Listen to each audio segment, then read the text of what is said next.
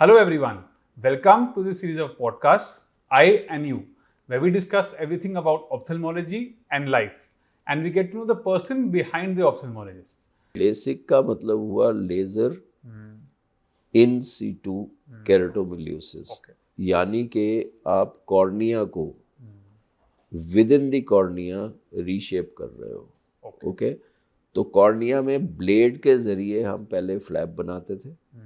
उसके बाद यही जो मैंने एक्साइमर लेज़र की बात करी है, उससे हम कॉर्निया का particular amount of tissue burn करके उसकी शेप बदल देते थे और फ्लैप को वापस डाल देते थे। फ्लैप हिंज के साथ होता था, पूरा फ्लैप नहीं होता था, बट एक हिंज होता, जैसे दरवाजे के साथ हिंज हो या किताब हो, जैसे भी है, तो उसको वापस डालेंगे तो वो सटीकता से उसी जगह पे आके सेटल कर जाएगा।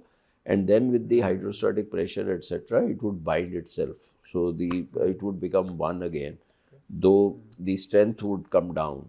So that is what is LASIK. So laser in situ keratomelusis, and obviously the lasers have improved.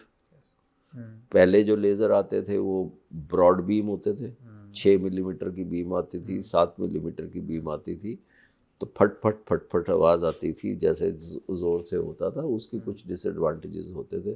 तो लेज़र का उसमें आई को स्टेबल रखना होता था, आई व्यक्ति मूव करे तो उसका कुछ नहीं होता था। तो उसके बाद कई लेज़र आया, आई ट्रैकर आ गया लेज़र में, ब्रॉड बीम की जगह फ्लाइंग स्पॉट आ गया, क्योंकि अगर आप सपोजिंग ये वॉल को पेंट करना हो, मोटा ब्रश लेके पेंट कर रहे हैं या फाइन ब्रश लेके कर रहे हैं, तो obviously when you are doing it with a fine brush you will be able to get more creativity, better outcomes etc. So the flying spot technology came. Along with the flying spot technology, again warfare technology और NASA technology came for tracking.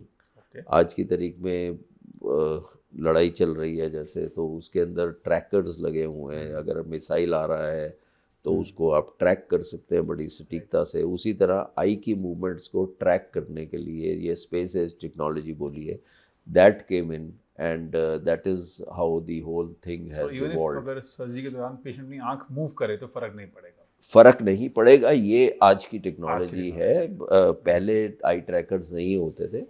So this is again severe मतलब significant improvements in the technology that have happened over time. तो blade से flap बनाया जाता था। और जैसे कि मैंने जिक्र किया फेम्टोसेकंड लेज़र, ये नया लेज़र ऑप्थेल्मोलॉजी में इंट्रोड्यूस हुआ। तो ये फ्लैप जो है ब्लेड की जगह ब्लेडलेस हो गया है।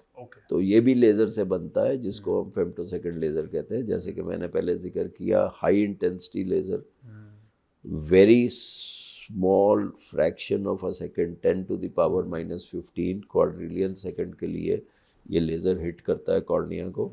छोटे छोटे स्पॉट्स होते हैं, तो कॉर्निया में ऐसे ऐसे स्पॉट्स हिट करते जाते हैं, तो आप उसमें क्लीवेज प्लेन बना लेते हैं।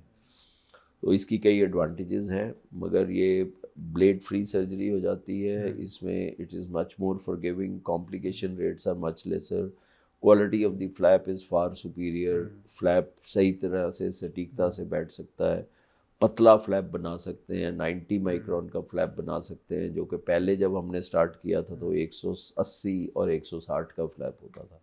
तो it is more forgiving on the cornea or less tissue aggressive. So those are the significant improvements from the blade to the femto laser that have happened.